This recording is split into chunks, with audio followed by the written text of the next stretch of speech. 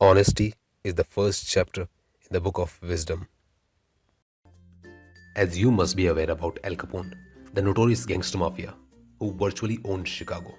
He was the crime boss who lorded over the Windy City, dealing with all sort of crimes from extortion to prostitution to murder, you name it.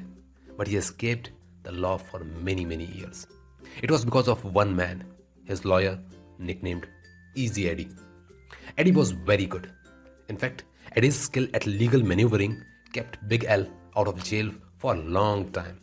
And to show his appreciation, Capone paid him very well. Not only the money was big, but Eddie got special dividends as well. For instance, he and his family occupied a fenced-in mansion with live-in help and all sort of conveniences of the day.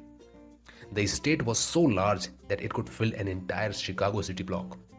But Eddie did have one soft spot, his son, whom he loved dearly. And despite his involvement with organized crime, Eddie tried to teach him right from wrong. Eddie wanted his son to be a better man than he ever was. Yet, with all his wealth and influence, there were two things he couldn't give his son. He couldn't pass a good name, and he couldn't set a good example. One day, Easy Eddie reached a difficult decision. It's believed Easy Eddie wanted to rectify wrongs he had done. So he decided he would go to the authorities and tell the truth about Al Capone, clean up his tarnished name, and offer his son some semblance of integrity.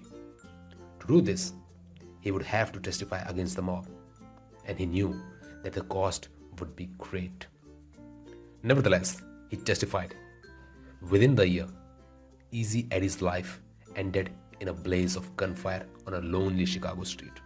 But in his eyes, he had given his son the greatest gift he had to offer at the greatest price. Police removed from his pocket a rosary, a religious symbol, medallion, and a poem clipped from a magazine.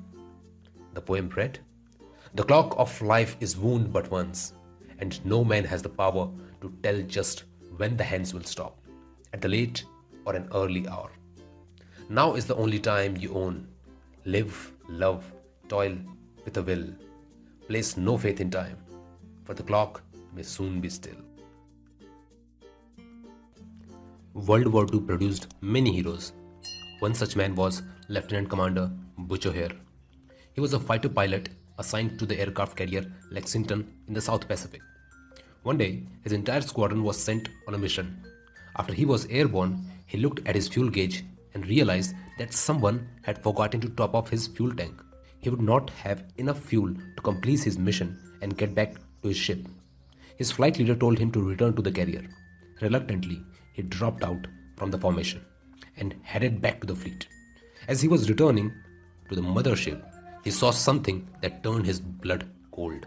A squadron of Japanese aircraft was speeding its way toward the American fleet. The American fighters were gone on a sortie, and the fleet was all but defenseless.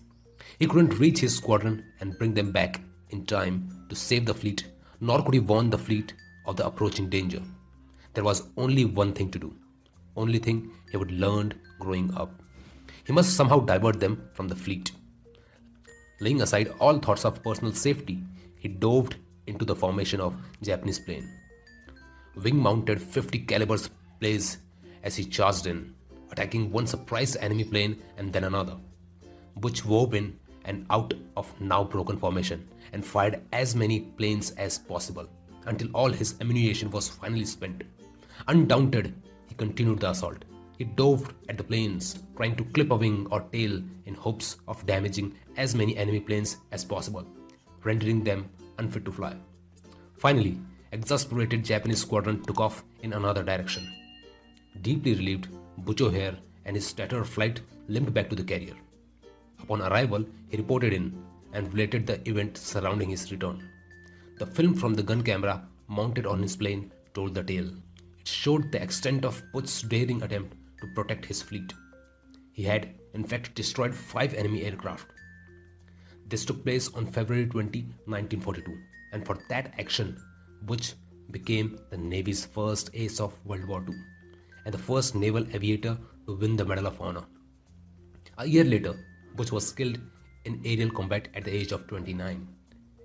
And today, O'Hare Airport in Chicago is named in tribute to the courage of this great man. Oh, wait. What do these two stories have to do with each other? Well, you see, Butch O'Hare was Easy Eddie's son.